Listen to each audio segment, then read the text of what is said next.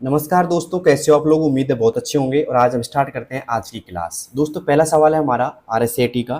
कौन सा Microsoft Excel 365 है ना, फंक्शन संख्याओं की श्रृंखला का औसत गणना करता है। ठीक है, अब बात करें यहाँ पे कि भाई 365 भी आ सकता है लिखा हुआ, यहाँ पे 2016 भी लिखा आ सकता है आपके। ठीक है, यहाँ पे 2019 भी लिखा आ सकता है। तो आपको घबराना नहीं है। सवाल ये रहेगा कि कौन सा माइक्रोसॉफ्ट एक्सेल 2016 या 2019 या 365 फंक्शन संख्याओं की श्रृंखला का औसत गणना करता है।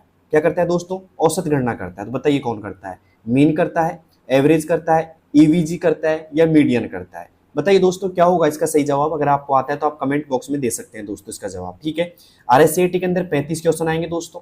ठीक है, और 35 में से आपको 14 क्वेश्चन एकदम सही करने पड़ेंगे पास होने के लिए। ठीक है, और पास होना जरूरी है। और कोई ये बोले कि भाई 13 क्वेश्चन करके पास हो जाएंगे सर, नहीं होंगे। ठीक है, 14 ही क्वेश्चन आपको सही करने पड़ेंगे पास होने के लिए। और मैं तो ये कहूंगा नेगेटिव मार्किंग है नहीं, तो पूरे के पूरे 35 के 35 सही करके आओ। क्या दिक्कत आ रही है आपको? ठीक है, अगर अच्छी खासी परसेंटेज बनानी है तो पूरी क्वेश्चन करने पड़ेंगे आपको।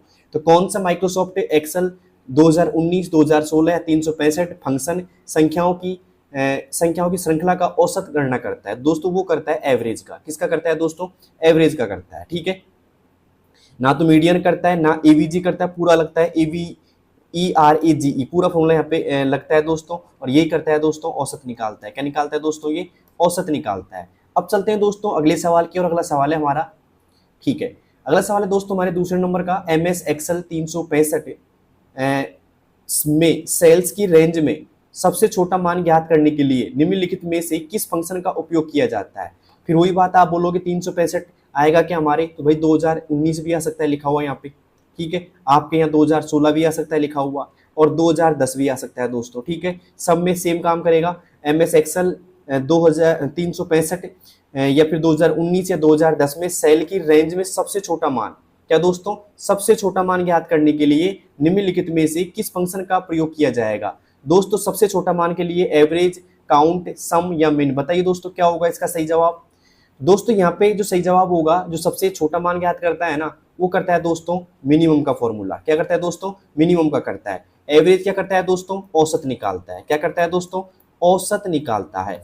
ठीक है, काउंट क्या करता है? गणना करता है। ठीक है, और सम का क्या करता है दोस्तों? जोड़ता है। क्या करता है? जोड़ता है। यहाँ पे गणना सिर्फ वैल्यू की करता है। क्या करता है? सिर्फ वैल्यू काउंटिंग करता है। वैल्यू मतलब नंबर एक तरीके से, है ना। और मिनिमम क्या करता है? सबसे छोटा मान ज्ञात करता है। ये क्लियर है तक का? तो उम्मीद है आपको समझ में आ गया होगा दोस्तों। तो MS एक्सेल 2010 भी लिखा आ सकता है, 2016 भी आ सकता है, 19 भी आ सकता है, 365 भी आ सकता है। तो आपका आंसर क्या रहेगा दोस्तों? मिनिमम रहेगा। क्लियर है तक का? अब चलते हैं तीसरे सवाल की ओर। तीसरा है कि निम्नलिखित में से कौन सा font effect MS Word 2010 font dialog box में उपलब्ध नहीं है? ठीक है, superscript, small cap, double strike through या इक्वलाइज कैरेक्टर हाइट? बताइए दोस्तों क्या नहीं है। दोस्तों यहाँ पे बात करें तो सुपरस्क्रिप्ट भी होता है, स्मॉल कैप भी होता है, डबल स्ट्राइक थ्रू भी होता है, लेकिन यहाँ पे ये नहीं होता है। ठीक है, इक्वलाइज कैरेक्टर हाइट नहीं है। तो यहाँ पे डी ऑप्शन सही हो जाएगा, क्योंकि इसने पूछा है नहीं है। ठीक है, तो नहीं कौन सा है यहाँ पे? इक्वलाइज कैरेक्टर हाइट यहाँ पे सही जवाब होगा इसका। ठीक है, कौन कौन लोगों ने इसका जवाब दिया भाई? ठीक है, और आपकी तैयारी को अगर चांद लगाने हैं ना, तो आज से तैयारी स्टार्ट कर दो अपनी। ठीक है, वरना 14 क्वेश्चन करना ही मुश्किल हो जाता है कई बार तो। ठीक है, वैसे इजी क्वेश्चन आते हैं, कोई दिक्कत नहीं, लेकिन फिर भी आपको तैयारी करनी चाहिए दोस्तों इसकी। अब चलते हैं चौथे सवाल की ओर। चौथा सवाल है हमारे पास में, MS वर्ड 365 में केस को उल्टे तरीके से बदलने के लिए निम्नलिखित में से किसका उपयोग किया जाता है? ठीक है, यहाँ पे सीधी सी बात है, जब MS वर्ड आपने पढ़ा होगा दोस्तों, MS वर्ड पढ़ा होगा तो एक चेंज केस का ऑप्शन आता है। क्या आता है दोस्तों? चेंज केस का आता है उसमें।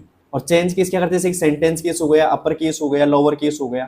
ठीक है, वैसे ये बोल रहा है कि कौन सा ऐसा केस है उनमें से जो क्या करता है? उल्टे तरीके से बदलने के लिए, मतलब केस को उल्टे केस में कर देता है। वो एल्टर करता है, चेंज केस करता है, टोंगल केस करता है या रिवर्स केस करता है? तो करता है दोस्तों टोंगल केस।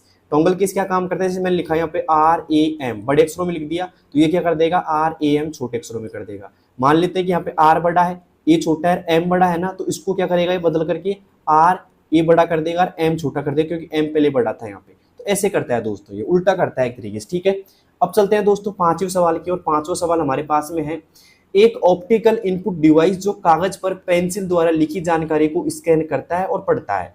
एक ऑप्टिकल इनपुट डिवाइस जो कागज पर पेंसिल द्वारा लिखी जानकारी को स्कैन और पढ़ता है। ओएमआर, पंच कार्ड रीडर, चुंबकीय टेप या ऑप्टिकल स्कैनर। बताइए दोस्तों क्या होगा इसका सही जवाब।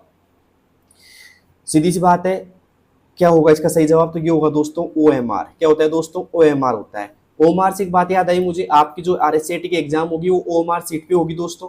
ऐसे सीट टाइप रहती है, ऐसे कैसे, ठीक है। और नए जो बंदे उनके लिए बता देता हूं मैं। और ऐसे आपके 4 गोले आते हैं एक तरीके से, ए बी सी और डी। ये मान लो ए है, ये मान लो बी है, ये सी है और ये डी है, ठीक है। अब यहाँ पे मान लो आपका ये 5वां सवाल है। मान लो 5वें सवाल का आंसर कैसे भरना पड़ेगा आपको, तो आप क्या करोगे, जैसे कि यहाँ पे ए ऑप्शन सही है ना, तो आप एक को ऐसे गोला काला करो, ए के अंदर ही, ज्यादा नहीं करना आपको, सिर्फ एक के अंदर ऐसे गोला काला करना है आपको। करोगे दोस्तों ऐसे गोला काला आप, ठीक है। अगर आप ऐसे करते हो तो आपका सही माना जाएगा, ठीक है। तो ओएमआर को अच्छी तरह पढ़ना है आपको, ये नहीं कि ये भी भर दिया और फिर ये भी भर दिया तो फिर क्वेश्चन रिजेक्ट माना जाता है फिर, है ना। तो एक ही गोला काला करना है जो सही आंसर हो उसका, ठीक है। अब चलते हैं दोस्तों छठे सवाल की ओर। छठा सवाल हमारा क्या है, यहाँ पे सुपर कंप्यूटर का उपयोग अधिकतर कहाँ किया जाता है, ठीक है। तो पिछली क्लास में बताया था मैंने इस चीज का। तो दोस्तों जो सुपर कंप्यूटर का उपयोग वर्ड प्रोसेसिंग में किया जाता है, वेदर फोरकास्टिंग में किया जाता है, अकाउंटिंग में किया जाता है या टाइपिंग में किया जाता है। तो दोस्तों इसका सही जवाब होगा वेदर फोरकास्टिंग, मौसम की जानकारी में। किसमें दोस्तों, मौसम की जानकारी।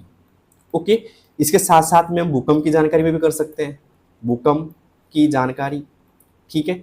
और एक और कर सकते हैं दोस्तों हम, जैसे कि मान लो अंतरिक्ष में खोज के लिए, ठीक है। इसके अलावा आपको कुछ आ रहा है कि भाई इसके में भी कर सकते हो तो आप कमेंट बॉक्स में बता सकते हैं। SUPER सुपर कंप्यूटर है ना। और पहले सुपर कंप्यूटर का नाम क्या था दोस्तों, CDC 6600 था, ठीक है। क्या था दोस्तों, CDC 6600 पहले सुपर कंप्यूटर का नाम था। क्लियर है तक का। तो उम्मीद है आपको ये क्वेश्चन भी समझ में आ गया होगा। वेदर फोरकास्टिंग होगा भाई, इसमें क्या होगा, वेदर फोरकास्टिंग होगा। अब चलते हैं दोस्तों अगले सवाल की ओर।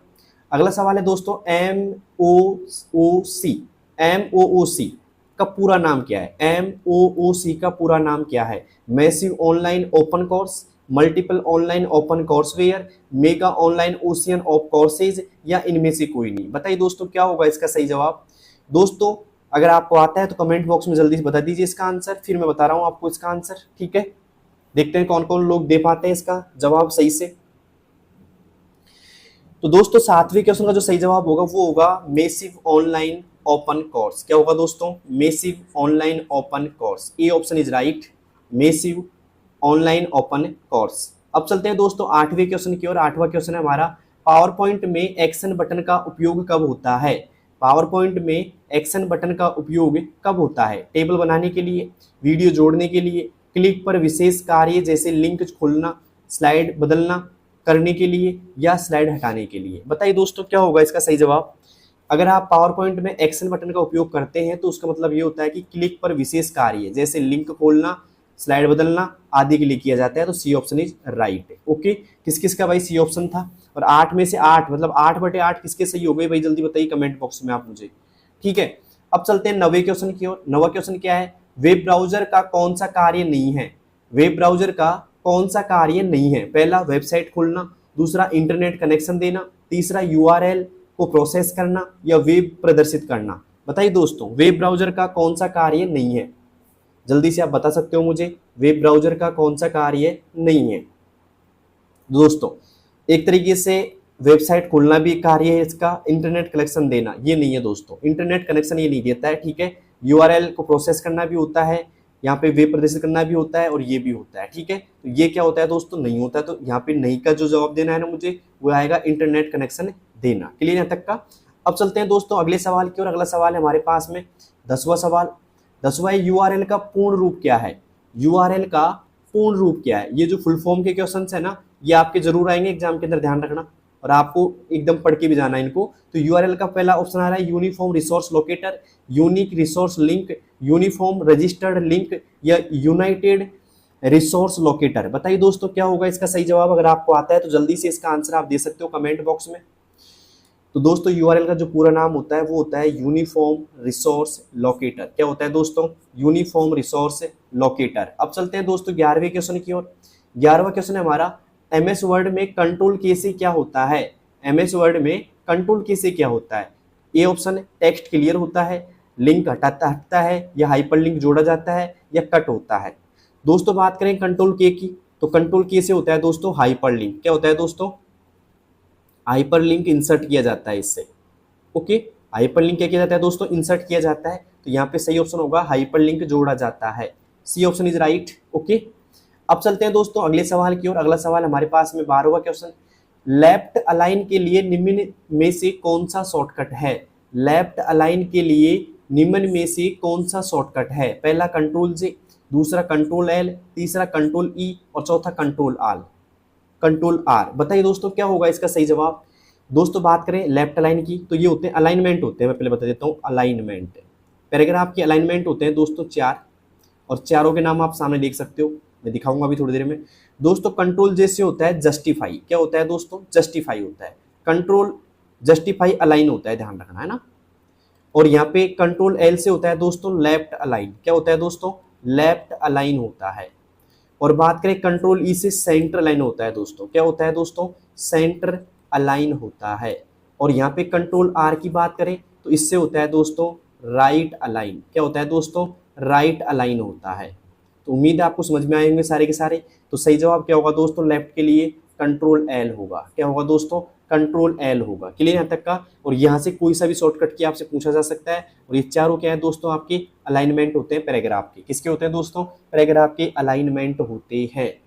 तो उम्मीद है क्लास आपको पसंद आ रही होगी। अगर पसंद आ रही तो एक लाइक तो बनता है दोस्तों, एक लाइक कर दीजिएगा, साथ में चैनल को शेयर कर देना, और आप जानते हो सब्सक्राइब तो आपको करना ही पड़ेगा। ठीक है, अब चलते हैं दोस्तों अगले क्वेश्चन की ओर। अगला क्वेश्चन है हमारा 13वां क्वेश्चन, CSC का फुल फॉर्म क्या होता है? देख लो आप, यहाँ से सवाल बन जाता है कई बार। CSC का फुल फॉर्म क्या होता है बताइए? Common service centre. क्या होता है दोस्तों? कॉमन सर्विस सेंटर का मुख्य उद्देश्य क्या है? क्या होता है? पहला ऑप्शन ग्रामीणों को डिजिटल सेवाएं उपलब्ध कराना, दूसरा केवल इंटरनेट कैफे, तीसरा केवल बैंकिंग और चौथा केवल शिक्षा। बताइए दोस्तों कमेंट बॉक्स में जल्दी से इसका आंसर क्या होता है? CSC का पूरा मतलब पूरा नाम तो मैंने बता दिया, लेकिन मुख्य उद्देश्य क्या होता है आप कमेंट बॉक्स में इसका आंसर दे सकते हो आराम से। देखते हैं कौन कौन लोग दे पाते हैं भाई इसका आंसर। CSC का मुख्य उद्देश्य क्या है? जल्दी से बताइए कमेंट बॉक्स में इसका आंसर।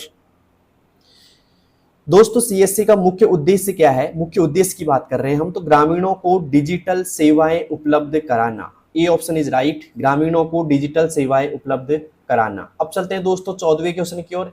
भारत का राष्ट्रीय पोर्टल क्या है? भारत का राष्ट्रीय पोर्टल है मतलब कौन सा है? तो पहला india.gov.in, भारत.gov.in, nic.in या राजस्थान.gov.in। बताइए दोस्तों भारत का राष्ट्रीय पोर्टल कौन सा है? जल्दी से आप कमेंट बॉक्स में बता सकते हो इसका आंसर। देखते हैं कौन कौन लोग इसका आंसर सही दे पाते हैं भाई। मुझे उम्मीद है वैसे आपसे पूरी कि आप आंसर सही दोगे इसका, एकदम उम्मीद तो तोड़ना नहीं चाहिए दोस्तों। तो दोस्तों इसका सही जवाब होगा वो होगा india.gov.in। A option is right. ठीक है, अब चलते हैं दोस्तों अगले सवाल की ओर। अगला सवाल है हमारे पास में 15वां सवाल है दोस्तों, इक्वल बराबर चिन्ह आ रहा है यहाँ पे, प्रॉपर, फिर लिख रखा है दोस्तों यहाँ पे एक्सेल फॉर्मूला का परिणाम होगा। मतलब इस फॉर्मूले से इसमें क्या रिजल्ट आने वाला है वो ये आपसे पूछा जा रहा है दोस्तों। यहाँ पे ए ऑप्शन आएगा, बी आएगा, सी आएगा या डी आएगा। दोस्तों प्रॉपर की बात करें तो ये करता है वर्ड का पहला लेटर कैपिटल करता है। क्या करता है दोस्तों? वर्ड का पहला लेटर कैपिटल करता है। क्या करता है? कैपिटल करता है। तो यहाँ पे दो वर्ड हो गए, एक तो हो गया एक्सेल, एक हो गया फॉर्मूला। तो ये क्या रिजल्ट देगा? एक्सेल का तो ई बड़ा कर देगा ये, और फॉर्मूला का क्या कर देगा? FORMULA, फॉर्मूला कर देगा ऐसे। ठीक है, एक्सेल का ई बड़ा कर देगा और फॉर्मूला का एफ बड़ा कर देगा। तो क्या जवाब आएगा इसका भाई साहब? इसका आएगा, देखो ये तो गलत है पूरा, यहाँ पे ई बड़ा हो गया और एफ फॉर्मूला का एफ बड़ा हो गया। यहाँ आएगा बी ऑप्शन इज राइट, ये भी गलत है और ये भी गलत है। तो यहाँ पे क्या आएगा दोस्तों? B option is right. Clear यहाँ तक का? अब चलते हैं दोस्तों अगले सवाल की ओर। 15 सवाल हो गए हैं और 15 में से 15 किस भाई के सही है भी जल्दी से कमेंट बॉक्स में बता दो। ठीक है, किसके सही है 15 में से 15 जल्दी से कमेंट बॉक्स में आप बता सकते हो मुझे। अब चलते हैं 16वें क्वेश्चन की ओर। 16वां क्वेश्चन क्या है दोस्तों? ध्यान से देखिएगा। विंडोज में स्टार्ट बटन का उपयोग किस लिए किया जा सकता है? विंडोज में स्टार्ट बटन का उपयोग किस लिए किया जा सकता है? पहला एप्लीकेशन लॉन्च करना, दूसरा डिवाइस सेटिंग, तीसरा सिस्टम को बंद करना, चौथा उपरोक्त सभी। बताइए दोस्तों, विंडोज में स्टार्ट बटन कुछ ऐसा होता है, देखो ये स्टार्ट बटन है आपका, एक तरीके से ऐसा दिखाई देता है आपको स्टार्ट बटन, ठीक है। ये स्टार्ट बटन होता है ऐसा विंडोज में, ठीक है, जो आपको टास्क बार में मिलता है ऐसे कैसे। तो इसका जो उपयोग होता है वो क्या होता है, जल्दी से आप कमेंट बॉक्स में बता सकते हैं। ऐसे होता है ये, ठीक है, कुछ ऐसे, फिर कुछ ऐसे होता है, और फिर हल्का सा ये ऐसे होता है, और फिर ये कुछ ऐसे होता है, ऐसे होता है दोस्तों, ठीक है। जल्दी से बताओ क्या होता है इसका उपयोग। एप्लीकेशन लॉन्च करना, डिवाइस सेटिंग, सिस्टम को बंद करना, या उपरोक्त सभी। दोस्तों इसका जो उपयोग होता है, एप्लीकेशन लॉन्च करना भी होता है, डिवाइस सेटिंग भी कर सकते हैं इससे, सिस्टम को बंद भी कर सकते हैं, मतलब शट डाउन कर सकते हैं, और उपरोक्त सभी आएगा इसमें। क्या आएगा दोस्तों, उपरोक्त सभी। डी ऑप्शन इज राइट, उपरोक्त सभी। क्लियर है तक का। अब चलते हैं दोस्तों 17वें क्वेश्चन की ओर। उम्मीद है 16वां क्वेश्चन आपको अच्छे से समझ में आ गया होगा। किस किस को आ गया भाई अच्छे से समझ में। अब चलते हैं 17वें क्वेश्चन की ओर। फाइंड एंड रिप्लेस टूल किस लिए उपयोग होता है। फाइंड एंड रिप्लेस टूल किस लिए उपयोग होता है। गलत शब्द हटाने के लिए, किसी शब्द को ढूंढने और किसी अन्य शब्द को बदलने के लिए, या प्रिंटिंग के लिए, डॉक्यूमेंट को सेव करने के लिए। जल्दी से बताइए दोस्तों क्या होगा यहाँ पे फाइंड एंड रिप्लेस टूल का उपयोग। दोस्तों फाइंड और रिप्लेस क्या करता है, एक तरीके से किसी शब्द को ढूंढने के और किसी अन्य शब्द को बदलने के लिए। मतलब कोई चीज फाइंड करेंगे पहले तो, और उस शब्द की जगह या किसी शब्द की जगह दूसरा शब्द बदलने के लिए किसका होता है दोस्तों, रिप्लेस का होता है। ये तो होता है बदलने के लिए, किसके लिए दोस्तों, बदलने के लिए। और इसका होता है दोस्तों ढूंढने के लिए, किसके लिए होता है दोस्तों, ढूंढने के लिए। तो आएगा बी ऑप्शन इज राइट, किसी शब्द को ढूंढने और किसी अन्य शब्द को बदलने के लिए। तो B option is right. Okay, अब चलते हैं 18वें क्वेश्चन की ओर। 18वां क्वेश्चन हमारे सामने आ रहा है। एक छोटी पिक्चर जो किसी एक प्रोग्राम, फोल्डर या लॉगिन ऑप्शन का प्रतिनिधित्व करती है, क्या कहलाती है भाई। जल्दी से बताइएगा। एक छोटी पिक्चर जो एक प्रोग्राम, फोल्डर या लॉगिन ऑप्शन का प्रतिनिधित्व करती है, क्या कहलाती है। टास्क बार, आइकन, फोल्डर या शॉर्टकट। जल्दी से बताइए, इसका आंसर इंपॉर्टेंट बन रहा है आपकी बार एग्जाम के लिए। जल्दी बताइए दोस्तों क्या होगा इसका सही जवाब। अगर आपको आता है तो आप जल्दी से दे सकते हो कमेंट बॉक्स में, ठीक है। तो दोस्तों इसका सही जवाब होगा, मैं बता देता हूं आपको, आइकन होगा। क्या होगा दोस्तों, आइकन होगा, ठीक है। आइकन एक ऐसी छोटी पिक्चर होती है जो एक प्रोग्राम, फोल्डर, लॉगिन ऑप्शन का प्रतिनिधित्व करती है, ठीक है। अब चलते हैं दोस्तों अगले सवाल की ओर। इसका होगा ICONE, आइकन, ठीक है। क्या होगा दोस्तों, आइकन होगा। अब चलते हैं दोस्तों अगले सवाल की ओर। अगला सवाल है हमारे पास में, बैकग्राउंड में रन हो रहे प्रोग्राम को होल्ड करने के लिए जो आइकन होते हैं उन्हें कहते हैं। बैकग्राउंड में रन हो रहे प्रोग्राम को होल्ड करने के लिए जो आइकन होते हैं उन्हें कहते हैं। Start menu, control panel, system tray या डेस्कटॉप। जल्दी बताइए दोस्तों क्या होते हैं। मतलब बैकग्राउंड में रन हो रहे प्रोग्राम को होल्ड करने के लिए जो आइकन होते हैं उन्हें क्या कहते हैं। स्टार्ट मेन्यू कहते हैं, कंट्रोल पैनल कहते हैं, सिस्टम ट्रे कहते हैं, या डेस्कटॉप कहते हैं। जल्दी बताइए कमेंट बॉक्स में। सेकंड लास्ट क्वेश्चन हो सकता है ये मेरा। वैसे 21 क्वेश्चन इस क्लास के अंदर, ठीक है, और 19 क्वेश्चन हो चुके हैं, मतलब इसके बाद में 2 क्वेश्चन बचेंगे, ठीक है। और आपके 19 में से कितने क्वेश्चन सही हो गए अब तक वो मुझे को बता सकते हो कमेंट बॉक्स के अंदर। दोस्तों इसका जो सही जवाब होगा वो होगा सिस्टम ट्रे। क्या होगा दोस्तों 19वें में, सिस्टम ट्रे होगा। क्लियर है तक का, system tray is right. Okay, अब चलते हैं दोस्तों अगले क्वेश्चन की ओर। अगला क्वेश्चन हमारे पास में, फ्रीज पेन का उपयोग क्यों किया जाता है। फ्रीज पेन का उपयोग क्यों किया जाता है। पूरी सीट को लॉक करने के लिए, किसी सेल को हाईलाइट करने के लिए, हेडर, पंक्तियों या कॉलम को स्क्रॉलिंग के दौरान स्थिर रखने के लिए, या सीट को सेव करने के लिए। जल्दी बताइए दोस्तों फ्रीज पेन का उपयोग क्यों किया जाता है। पूरी सीट को लॉक करने के लिए, किसी सेल को हाईलाइट करने के लिए, हेडर, पंक्तियों या कॉलम को स्क्रॉलिंग के दौरान स्थिर रखने के लिए, या सीट को सेव करने के लिए। बताइए दोस्तों। दोस्तों फ्रीज पेन का जो उपयोग किया जाता है वो एक तो एक्सेल में होता है। किसमें होता है दोस्तों, एक्सेल में होता है। और एक्सेल में क्या काम आती है ये, हेडर, पंक्तियों या कॉलम को स्क्रॉलिंग के दौरान स्थिर करने के लिए। क्या करने के लिए दोस्तों, स्थिर करने के लिए काम आती है। तो यहाँ पे सी ऑप्शन इज राइट। क्या होगा दोस्तों, C option is right. Okay, अब चलते हैं दोस्तों अंतिम सवाल की ओर।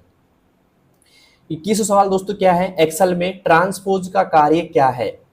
एक्सेल में ट्रांसपोज का कार्य क्या है। डेटा को उल्टा करना, कॉलम को रो में बदलना और रो को कॉलम में, डेटा को डिलीट करना या फॉर्मूला कॉपी करना। जल्दी बताइए दोस्तों एक्सेल में ट्रांसपोज का कार्य क्या है।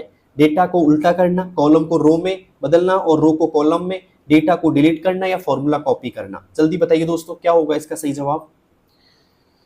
तो दोस्तों ट्रांसपोज का जो काम होता है ना वो करता है कॉलम को रो में बदलना और रो को कॉलम में, ठीक है, बी ऑप्शन इज राइट।